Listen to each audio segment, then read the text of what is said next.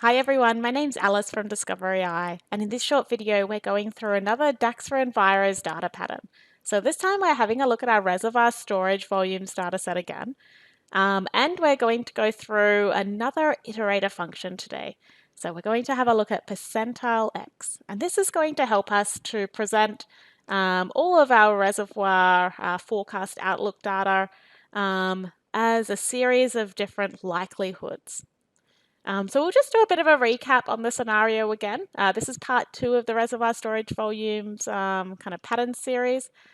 But let's imagine that we're a water resource manager of a small town where our primary water source comes from 3 different reservoirs. So we've got reservoir A, B, and C. And I've gone ahead and run a water security outlook model for 120 different scenarios here. And we've got a lot of data here to analyze. We've got daily forecast data for 5 years across those 3 reservoirs for 120 different scenarios.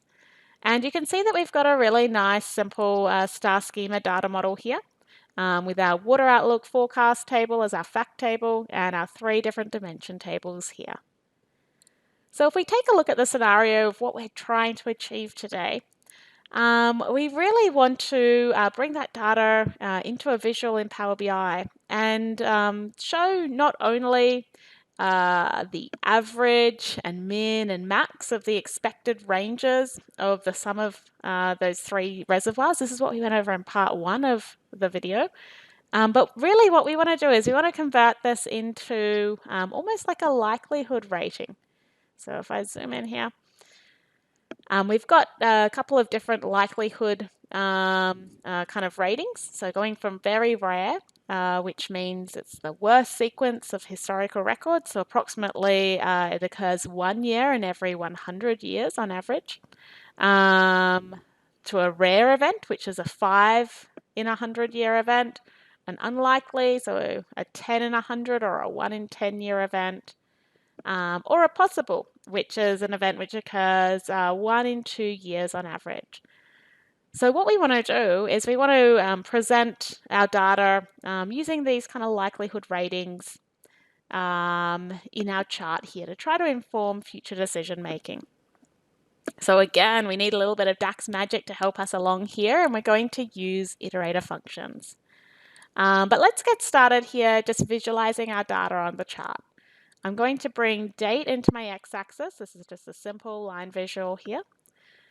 And I'm going to go ahead and bring in my total storage volume into the y-axis. This is just the sum of my storage volumes. So this is a measure we calculated in part 1. What you can see here is it's summing up the storage volume across all 3 reservoirs for a given date, but it's summing it up for all 120 different scenarios. So let's take a look at the data in the matrix view here. Having a look at data in matrix view makes our DAX debugging and reviewing a lot easier than trying to review it in different line charts or bar charts. So here, if we drill into our DAX measure, we can see what's happening behind the scenes. We're just adding up the data for all of our reservoirs here. Which doesn't really make sense when we're having a look at reservoir storage volumes. We're adding up reservoir A, B, and C to get our total system storage volume for one scenario. But then we would want to use the total output at the scenario level for some other sort of calculation. And what we want to calculate now is we'll start with the very rare, so the 1 in 100 year probability of this scenario happening. And to calculate that, we can use a special function called PERCENTILEX. So let's take a look. If we right click and we insert a new measure here, I'm going to call this very rare. It's my very rare outlook. And I'm going to use a function called PERCENTILEX .inc. So what this does is it returns the selected kind of k inclusive parameter. So k is our parameter of, say, it's 1 in 100, so 0.01. That's what the K stands for here. And it calculates the percentile of an expression iterated over a table. So the table we want to iterate over is our scenario table, those 120 different scenarios. The expression we want to calculate is our total system storage volume, so our total storage volume. And the K, so what percentile do we want to return for this? It's 0.01, so a 1 in 100 year event. So if we press enter here, let's bring this into the visual and we'll just have a look at what the results are showing us. So we can see when we're having a look at our data at the scenario scale for a given date, we're getting exactly the same result as what we're getting with our very simple total storage volume calc. And this is what we would expect because in our percentile calc here, what we're doing is we're first summing up, we're computing this expression, so the sum of our total storage volume, but then we're calculating the percentile across the scenario table. So at this scale, we're just calculating the percentile for one given scenario, so we're getting the same result. But if we go up a level of the hierarchy here, what we're calculating at the date scale is not the sum of all of our reservoir storage volumes. What we're calculating here is the 1 in 100 year kind of events. This is a very kind of low storage volume level here, and it's just calculated based off the percentile of all of these pre-computed values here. So if we go back and have a look at this up on the chart here, if we bring our very rare data set in here and say we compare it to our minimum total system storage volume of the 120 different scenarios, you can see that it's slightly higher than the minimum, which is exactly what we would expect because the minimum is essentially 1 in 120 years, whereas the very rare is 1 in 100. And then if we bring in, say, the average for a little bit more context as well, it kind of sits between these two. So that's making sense. With DAX, it's really important just to sanity check or truth check the measures are making sense against your calculations, what you know about what the answer should look like, as well as having a look at it in the matrix view. So now that we understand the pattern, what we can do is we can just copy and paste this DAX measure and compute it for the 4 or for the 3 other likelihoods we want to present. So I've just copied this to my clipboard. I insert a new measure here. Unfortunately, we can't copy and paste measures directly within Power BI desktop interface, but this doesn't take too long. So I think a rare is a 5 out of 100.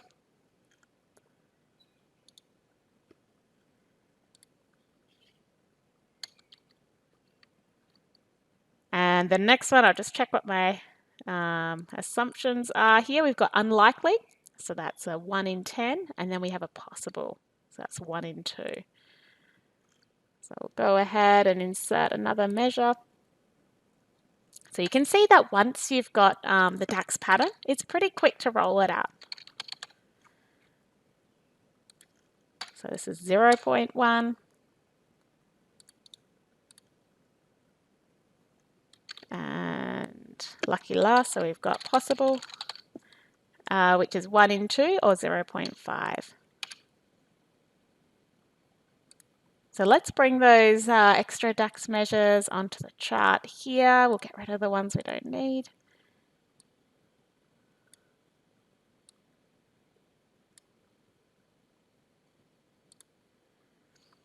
And so there you see it. If we use an iterator percentile X, we can have a look at presenting our data in a way, classifying it in a way that makes a bit more sense to our decision making. But it is also a really good idea for us to put what does possible, what does unlikely, what does rare and very rare mean kind of somewhere on our report page. You can see even in this short video, I kind of forgot what they meant and I went back to this Outlook assumption page just to double check what was the definition again. So it's always really important to add any additional context like this into your report pages to help your users interpret the visuals correctly. So here we've got this table. It's on a standalone page. And if we have a look at our page information here, you can see that I've toggled it as a tooltip page. So what we're going to do here, this isn't DAX, this is just a bonus extra. We're going to go and insert a helper tooltip to help our users understand what these definitions here mean. So if we go into the general properties for this visual, under the header icons, down the bottom at icons, we can turn on this help tooltip icon. And then under the help tooltip icon dialog box, we can change the help tooltip from text to a report page and select the report page tooltip here. So now when we hover over this, we can see the information about these different likelihood scales. And it just helps our users add that extra bit of context to interpret the results. If you're keen to learn more about how you can visualize your environmental data in Power BI, then be sure to sign up for our Power BI for Enviro's monthly meetup group, keep following along on our blog and YouTube channel, or reach out to one of the team at Discover AI to learn more about our training and consulting packages. So thanks so much for watching and have fun playing around with DAX in Power BI.